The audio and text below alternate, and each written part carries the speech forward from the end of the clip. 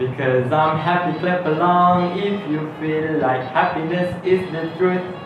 Assalamualaikum and hi, I am Muhammad Arif Shaikhan bin Ahmad, a Form 4 student from SBPI Integrasi GOPENG. Today, I would like to give a book review entitled The Happy Brain, The Science of Where Happiness Comes From and Why. Honestly, I'm not that kind of person who loves to read books related with romance, horror books, and sometimes psycho books. I'm the kind of person who prefers to read informative books or books related with self-enrichment, self-care, and mental development. So, the reason why I choose this book is because this book teaches me lots of things. But before that, let us just proceed to the ins and outs regarding this book.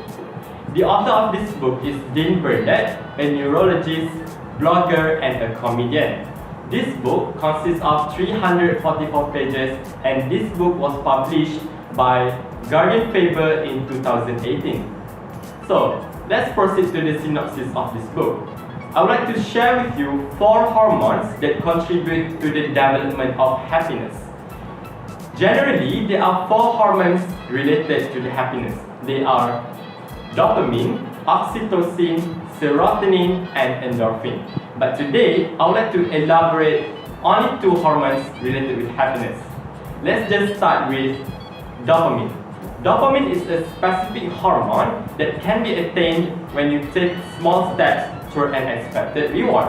For instance, if you have a study mission and you want to complete your study schedule, you can do that, and after you've done your study schedule productively and effectively, you can reward yourself for doing such effective work.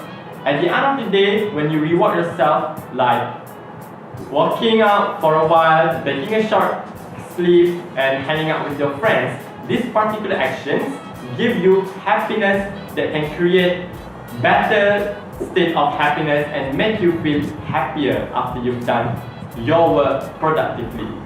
Second hormone is serotonin. Serotonin is a hormone attained when you focus on what you have and not what you lack, which means serotonin only can be attained if you gratitude first. You have to know that when you compare yourself with others, when you are not being gratitude in your life, this particular action will create criticize in your life and even damage the method and the way you think. Hence, if you gratitude first, and you will feel that you have enough, and this particular feeling will increase the amount of serotonin and make you happier at the end of the day. So, the most significant reason why I choose this book is because this book provides me with multiples of reasons and crucial methods to be talked about. I really believe that this book teaches me the way I can think, the way I can talk, the way I react, and the way I solve every single problem that comes throughout my life.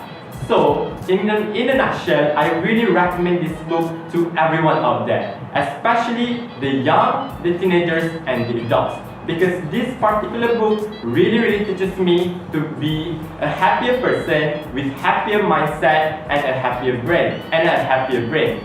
So, why not just buy this book at the bookstore and enjoy this book so that your life will be happier.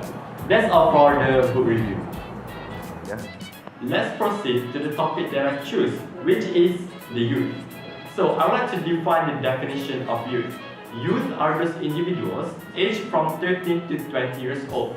During this particular era, we can't deny that most of the youth will struggle to survive throughout their life. For instance, to struggle with academic issues, peer pressure, and even worse, family issues.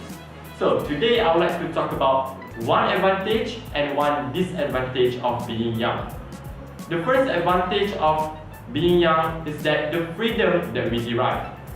I am myself, I don't have to pay for electric bills, I don't have to pay for car loans, I don't have to work to find money in order to survive myself, right? Because I am the teenagers, I am one of the youth that have more free time and not attached to any particular job that is become a little burden to the jobs like what the adults have to do. Which means Adults nowadays have to work, have to find their own money, and have to pay for lots of loans.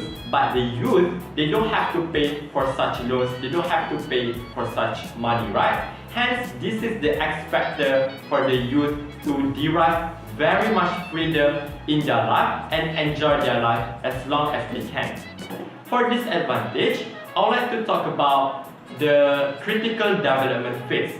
During this particular era, you can't deny that most of the youth will struggle to deal in terms of physical and mentally. Because in terms of physical, most of the youth will try to be someone they are not meant to be. Most of the youth will follow their favorite celebrities, their favorite artists in order for them to develop themselves to be better. But this action might lead to some detrimental implication to the youth and their life.